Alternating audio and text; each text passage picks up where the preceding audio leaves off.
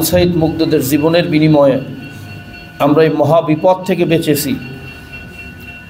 হয়তোবা এরকম চলতে থাকলে অনেকেই বলেন যে এখন তো বাংলাদেশের রাজধানী ঢাকা, কিছুদিন পরে হয়তো শোনা যাইতো বাংলাদেশের রাজধানী আর ঢাকায় নাই, বাংলাদেশের রাজধানী এখন দিল্লি। কথা ঠিক না?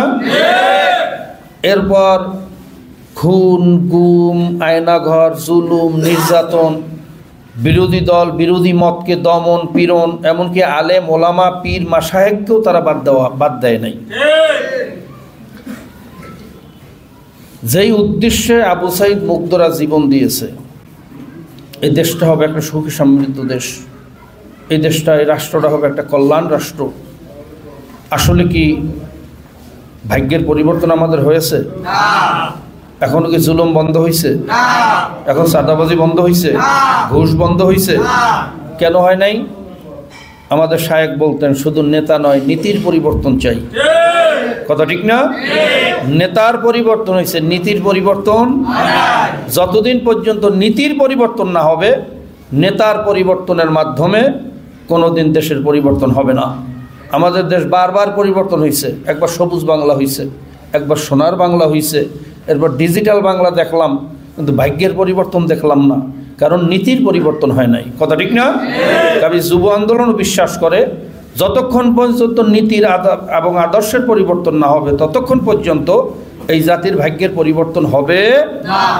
কাজে আসুন আমরা এই জাতির ভাগ্যের পরিবর্তনের লক্ষ্যে নীতির পরিবর্তন ঘটানোর চেষ্টা করি, আর নীতির পরিবর্তন হলো একমাত্র ইসলাম। কথা ঠিক কিনা?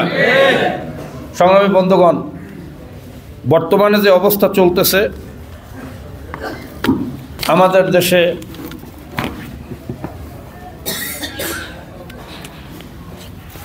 এখন এই সমস্যার সমাধানের জন্য একদল বলতেছে তাড়াতাড়ি নির্বাচন দেন, সমস্যার সমাধান হয়ে যাবে। কথা ঠিক না? আপনাদের কি মনে হয় নির্বাচন দিলে সমস্যার সমাধান হবে? আরেক দল বলতেছে ইসলামী দলগুলো জোট করেন তাহলেই সমস্যার সমাধান হবে। আপনাদের এটাও কি মনে হয় যে ইসলামী দল জোট করলেই সমস্যার সমাধান হবে? আমি আপনাদের সাথে একমত, ভোটেও সমাধান হবে না, জোটেও সমাধান হবে না। কারণটা কি? অনেকেই জোটের জন্য পাগল হয়ে গেছেন দেখতেছি। হ্যাঁ, ওয়াতাসিমু বিহাবলিল্লাহি জামিআন ওয়া লা তাফাররাকু, আমরা ইসলামের ব্যাপারে, কালেমার ব্যাপারে আমাদের অবশ্যই ঐক্যবদ্ধ থাকতে হবে। কথা ঠিক না? এখানে কোনো ছাড় দেওয়া যাবে না। কিন্তু জাতির ভাগ্যের পরিবর্তনের জন্য শুধু ইসলামী দল একজোট হইলেই এই জাতির ভাগ্যের পরিবর্তন হবে না। কথা ঠিক না? কেন হবে না? ধরেন ইসলামী দলগুলো জোট হলো, তখন বামরা জোট হবে না? কথা বলেন, হবে? অন্যান্য দলগুলো তারা ইসলামের বিরুদ্ধে একটা জোট করবে না? তখন দেশের অবস্থা কি হবে? দুই দলে বিভক্ত হবে, একটা ইসলামের পক্ষে। যখন এই দুই দলে বিভক্ত হবে, বিদেশি শক্তিগুলো, আমেরিকা কার পক্ষ নেবে? ইসলামের পক্ষ নেবে না বিরুদ্ধে নেবে? সিআই কার পক্ষ নেবে? মোসাদ, জোরে কন, র, এতগুলো আন্তর্জাতিক অঙ্গন। আমাদের দেশে যে সমস্ত অঙ্গন আছে, যেমন পুলিশ, বিডিআর, র্যাব, প্রশাসন, মিডিয়া, এরা কার পক্ষ নেবে? ফান্ডামেন্টালিস্ট এরা সহ্য করতে পারে? কথা বলেন, পারে? ইসলামী সংগঠন এরা সহ্য করতে পারে? বর্তমান অন্তর্বর্তীকালীন যারা আছে, ফারুকিরা, কথা ঠিক না? যেই ফারুকির বিরুদ্ধে এত আন্দোলন, বাংলাদেশের সমস্ত দল যার বিরোধিতা করছে, এরপরেও তাকে ওখান থেকে সরানো সম্ভব হয় নাই। ডাল মে কুচ কালা হয়, কথা ঠিক না? সবাই তো ফারুকিপন্থী। এই বর্তমান অন্তর্বর্তীকালীন সরকারে যারা আছে, ইলেকশন কমিশনে যারা আছে, তারাও চাবে না এদেশে ইসলামী হুকুমত হোক, ইসলামী সংগঠন সামনের দিকে আগাক। কথা ঠিক না? তো এত বাধা উপক্রম করে সামনে যাব কিভাবে?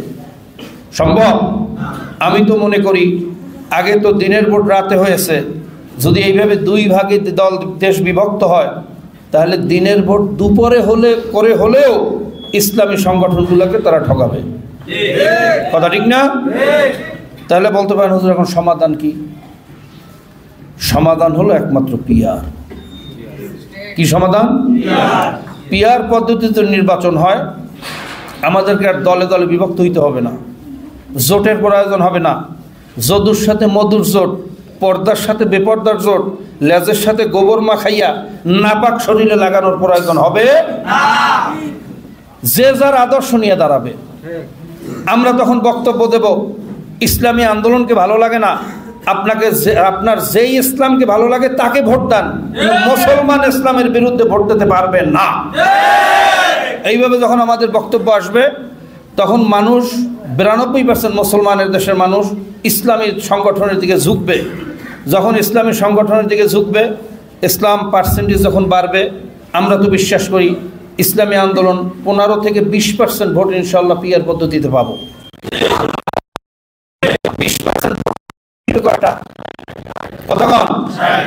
এরপর আসেন জামাত, তারা পাবে না, বেশি কম দিলাম না, ধরেন তাদেরকেও দিলাম 60টা। এরপর অন্য অন্য ইসলামী দল, এরা পাবে না, তাদেরকেও দিলাম ধরেন 60টা। সিট হয় কয়টা? কথা কন, এটা কি ডাইনপন্থী না বামপন্থী? জোরে কন। 180 বাদ দিলাম, যদি 150 সংসদ সদস্য সংসদে যায়। এখন বলেন তো কার বাবার সাহস আছে এই কথা বলতে পারবে যে সংবিধানে বিসমিল্লাহ থাকবে না? কথা বলেন, কে বিল আনতে পারবে যে 100 জন মদখোর মিললে একটা মদের দোকান দিতে পারবে? এ বিল আনার সাহস পাবে? তখন তরিকাত ফেডারেশনের বিরোধিতা করবে। কথা ঠিক কিনা? 800 এর বিরোধিতা করবে। আমি তো মনে করি এই পদ্ধতি হলে স্পিকার আউযুবিল্লাহ বিসমিল্লাহ দিয়ে সংসদ শুরু করতে বাধ্য হইবে ইনশাআল্লাহ। কি কথা ঠিক না? এইভাবে যদি সংসদ গঠন হয়, সব দলের সব আদর্শের মানুষ সংসদে যাবে, হিন্দুরাও সংসদে যাবে, তাদেরও সংসদে যাওয়ার অধিকার আছে, তারাও তো দেশের জনগণ। কথা ঠিক না? সবাইকে নিয়ে আমরা তখন একটা জাতীয় সরকার গঠন করব। কি সরকার?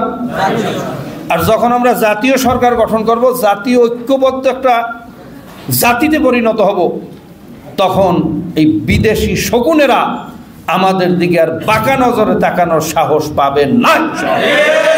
এই কথা ঠিক না? এই যে শকুনেরা কয়েকদিন আগে খুব লাফালাফি করছে, কারণ সাপের মুখ থেকে যদি খাবার খাবাইয়া নেওয়া হয়, সাপ তো একটু ফোসফোস করবি। কথা ঠিক না? কেমন ফোসফোস করছে দেখছেন? কারণ সুযোগ পাইছে। আমাদের মধ্যে যখন দলাদলি শুরু হয়েছে, বিএনপি এক ধরনের কথা বলে, ছাত্ররা আরেক ধরনের কথা বলে, আমরা আরেক ধরনের কথা বলি। নিজেদের ভিতরে যখন লাগালাগি হয়েছে, মনে করছে কাজ হয়ে গেছে, এখনই থাবা মারার সময় হয়েছে। কথা ঠিক না? যখন ছাগল পাল থেকে ছুটিয়া যায়, তখনই শিয়ালের দলেরা সেটার থাবা মারে। আর যখন দলবদ্ধ হয়ে পালে পালে চলে, তখন আর থাবা মারার সাহস পায় না। যখন আমরা পিআর পদ্ধতি একটা জাতীয় সরকার গঠন করব, ভারত তো দূরের কথা, আমেরিকা তো দূরের কথা, পৃথিবীর কোনো পরাশক্তি আমাদের ভিতরে আর ঘন বসিয়ে ধ্বংসের কোনো পরামর্শ দিতে পারবেন না। এই কথা ঠিক না? কাজে আসুন, আমি মনে করি যুবকদের দ্বারাই সম্ভব ঘরে ঘরে এই দাওয়াতটা পৌঁছাইয়া দেওয়া, সবাইয়ের ভেতরে দাওয়াতটা পৌঁছাইয়া দেন। আর যদি সংসদীয় সিস্টেমের নির্বাচন হয়, এতে কি হয়? যেমন ধরেন 5 জন নির্বাচনে দাঁড়াইছে, একজনে পাইল 10,000, একজনে 15,000, একজনে 20,000, একজনে 25,000, একজনে 30,000। কত ভোট পাইয়া হইল? 30,000। কথা কন, বাকি 70,000 ভোট কোথায়? সব ডাস্টবিনে নিক্ষিপ্ত হয়েছে। কথা ঠিক না? যত সরকারি সুবিধা এই 30% লোক ভোগ করে, আর যত অসুবিধা সব 70% লোক ভোগ করতে হয়।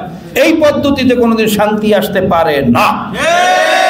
এরপর এরা নমিনেশন করতে গিয়ে কোটি কোটি টাকা খরচ করে, ইলেকশন করতে গিয়ে কোটি কোটি টাকা অবৈধ টাকা খরচ করে, বিরোধী দলকে দমন করার জন্য খুনের ষড়যন্ত্র করে, নির্বাচিত হওয়ার জন্য এক একটা দানবে পরিণত হয়। এই কথা ঠিক না? এই দানবীয় পদ্ধতিতে কোনোদিন দেশে শান্তি আসতে পারে না। কাজে আমরা মনে করি পিআর পদ্ধতিতে নির্বাচন দিলেই বাংলাদেশের 90% সমস্যার সমাধান এই নির্বাচন দেওয়ার মাধ্যমে হয়ে যাবে ইনশাআল্লাহ। কি এ কথা একমত কিনা? যদি একমত হয়ে থাকি, আমরা আজকে থেকে সবাইকে বুঝাবো। কি কথা ঠিক আছে না? ইনশাআল্লাহ আল্লাহ পাক আমাদেরকে বেশি বেশি দাওয়াত দেওয়ার তৌফিক দান করুক, এবং পিআর পদ্ধতির উপরে আমাদেরকে গুরুত্ব আরোপ করার তৌফিক আল্লাহ পাক দান করুক। তবে একটা দুঃখের বিষয়, বাংলাদেশের সব দল, সব গবেষকরাই পিআর পদ্ধতিতে একমত হয়েছে, কিন্তু একটা দল রাজি হয় না। কি কথা ঠিক না? কারণটা কি? কারণ ওই দানবীয় শক্তি আর অর্জন করা যাবে না। ওনারা রাজি হয় না, কারণ কি? আমি একটু ছোট্ট ব্যাখ্যা দেব। যেমন বিএনপি যখন র্যাব বানায়, আওয়ামী লীগ র্যাবের বিরুদ্ধে কত গালাগালি করছে শুনছি না আমরা? র্যাবের মাধ্যমে খুন হয়, গুম হয়, র্যাবের মাধ্যমে নির্যাতন হয়। কিন্তু ক্ষমতায় যাওয়ার পরে আওয়ামী লীগকে র্যাব বন্ধ করছিল? কতক্ষণ করছিল? কারণটা কি? কারণ চিন্তা করছে এই র্যাব দিয়া জনগণকে নিষ্পেষণ করা যত সহজ, এর চেয়ে ভালো অস্ত্র আর কিছু হইতে পারে না। এই জন্য র্যাব বন্ধ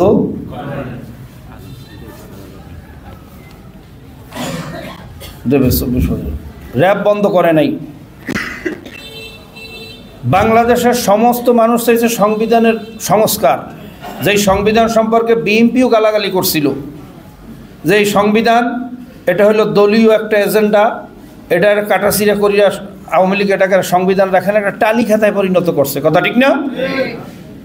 কিন্তু সেই সংবিধান এখন সংস্কার করার পর বিএনপি রাজি না, কারণ চিন্তা করছে ক্ষমতায় তো আমরাই যাব। কথা ঠিক না? ঘোষণাটা শুধু বাকি, ক্ষমতায় যাওয়ার পরে করব কি? এই জনগণকে বাস দেওয়ার জন্য এর চেয়ে ভালো সংবিধান আর আমরাও বানাইতে পারবো না, যেটা আওয়ামী লীগ বানাইয়ে গেছে। এই জন্য সংবিধান সংস্কার করতে রাজি।